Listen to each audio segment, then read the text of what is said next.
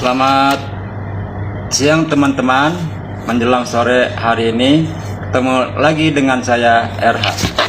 Baik teman-teman, langsung saja saya ingin menyampaikan tentang pertanyaan seorang siswa yang mengatakan atau menanyakan tentang bagaimana sih keterkaitan materi ini Pak dengan praktek yang kita lakukan ini. Nah, jawabannya adalah, tapi sebelum saya memberikan jawaban, saya berikan dulu sebuah paparan bahwa yang namanya kegiatan pembelajaran saat ini kita harus sesuaikan, kita harus harus kita terapkan dalam kehidupan kita sehari-hari, baik itu dari sisi materi apapun ya, kita harus sesuaikan dengan kehidupan nyata anak-anak. Di antara pertanyaannya dari anak tersebut adalah, Pak, apa kaitannya sih materi praktek kita ini dengan materi yang kita pelajari kemarin itu, seperti itu.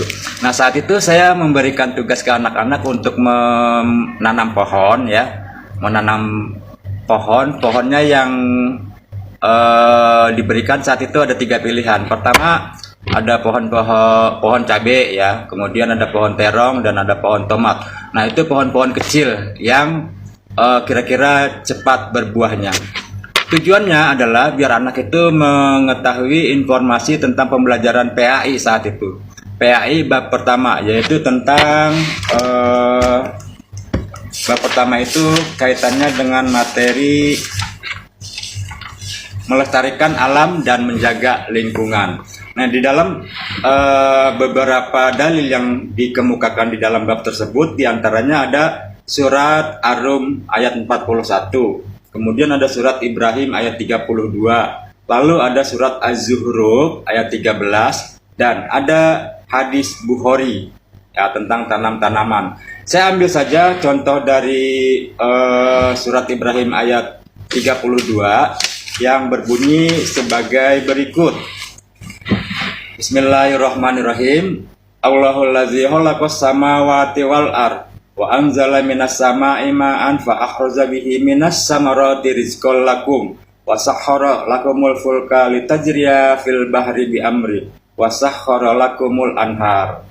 Ibrahim ayat 32. Nah, kemudian kaitannya dengan hadis Bukhari yang berbunyi sebagai berikut. Hadis Bukharinya ya. Nah, ini ya hadis Bukhari yang menyatakan sebagai berikut. An Anas bin Malik radhiyallahu anhu qala Rasulullah sallallahu alaihi wasallam, ma min muslimin yagrisu gorsan aw yazra'u zar'an fayakula minhu tayrun aw insanun aw bahimatun illa kana lahu bihi sodako. Nah, di antara arti atau makna yang terkandung di dalam surat Ibrahim ayat 32 itu adalah bahwa Allah lah yang menciptakan langit dan bumi dan menurunkan air hujan dari langit dan mengeluarkan buah-buahan ya sebagai rezeki untuk kamu semua. Nah, di bagian itu kita udah jelas bahwa Allah itu menurunkan semua rezekinya ke dunia untuk makhluk hidupnya, untuk kita semua. Kaitannya dengan hadis tadi, Mamin muslimin yagrisu gorsan aw yazra'u jar'an, adalah bahwa barang siapa dari seorang muslim yang menanam pohonan ya, yagrisu gorsan aw yazra'u jar'an fayakula minhu tayrun, menanam pohon atau pohon-pohon yang berbuah, kemudian pohon itu atau buah itu dimakan oleh burung atau oleh manusia atau oleh binatang yang lainnya, maka itu dianggap sebagai sedekah.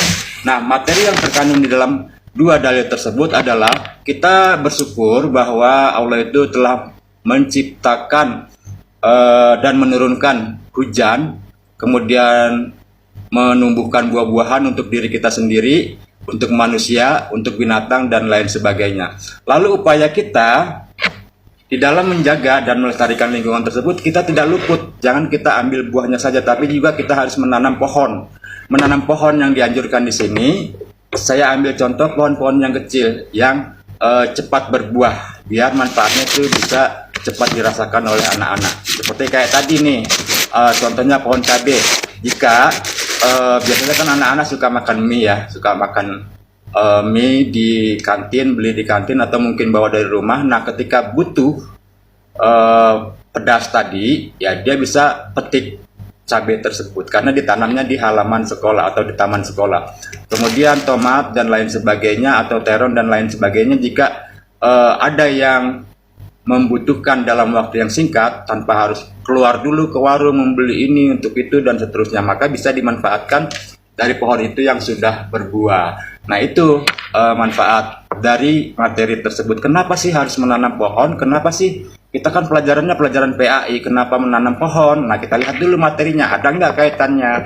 Jika materi tersebut adalah kaitannya dengan menanam pohon, ya tepat kalau kita menanam pohon-pohonan tadi yang cepat berbuah tentunya. Kalau kita ambil pohon-pohonan yang besar, lama buahnya itu kapan kita akan bisa nikmati. Tapi kalau cabai kan paling beberapa minggu ya atau sebulan, nggak lama lah paling tidak berbuah ya, asal dirawat, disirami, dikasih pupuk.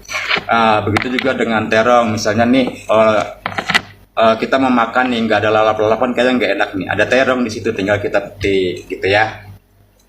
Kemudian tomat, oh iya kita mau nyambel nih atau kita mau lalapan tomat nih nggak ada, kalau beli kan jauh warungnya di sana, keburu kelaparan. Nah, kita bisa petik di situ. Itu manfaat kita menanam pohon dari materi tersebut ya. Saya ulangi, tadi materinya berkaitan dengan bab 1 pelajaran PAI kelas 8 yaitu melestarikan alam dan menjaga lingkungan. Ya, melestarikan alam dan menjaga lingkungan. Contoh yang kita ambil dari Surat Ibrahim 32 dan hadis Bukhari. Kira-kira bagaimana? Pas kan ya materi buku, materi yang kita praktekkan atau kita ibaratnya kaitkan dengan materi tersebut dengan praktek menanam pohon. Pas kan itu ya? Ya pasti pas lah. Kan kita harus menyesuaikan konsep materi dengan kegiatan kehidupan sehari-hari ya. Kehidupan kita sehari-hari ya seperti itu. Jika makan kurang lauk ini maka ada, tinggal kita petik. Jika makan kurang lauk itu maka ada. Jadi nggak perlu kita selamanya harus membeli. Kan itu anjuran ya, ma'min muslimin yagrisu gorsan. Kalaupun kita tidak sempat memakan atau tidak suka dengan makanan yang ditanam tadi, kan bermanfaat bagi orang lain ya. Yagrisu gorsan au yazra'u jar'an fayakula minhu tairun. Apabila pohonan itu atau buah-buahan itu dimakan oleh burung, au insanun atau dimakan oleh manusia, au bahimatun atau oleh binatang yang lain, ya, maka dianggapnya sebagai apa tadi? Au bahimatun illa kana lahu bihi sedekah. Maka dianggapnya adalah sebagai sedekah. Nah, itu. Jadi kita dengan menanam pohon itu, kalau kita nggak suka, otomatis buahnya itu akan dimakan oleh orang lain, kita anggap saja sedekah. Berarti kan itu sedekah yang tanpa niat ya, tanpa niat kita sedekahkan tapi bermanfaat bagi orang lain. Kira-kira manfaat keterkaitan materi bab 1 tersebut dengan praktek menanam pohon di situ letaknya. Ya, kira-kira sudah mengerti kan ya? Baik anak-anak, jika Anda belum mengerti, silakan diulang lagi video ini, ditonton ya, atau dibaca lagi bukunya bab 1 terutama yang berkaitan dengan surat Ibrahim dan hadis Bukhari. Baik, kalau sudah paham, terima kasih, kita ketemu lagi lain waktu. Terima kasih. Assalamualaikum warahmatullahi wabarakatuh.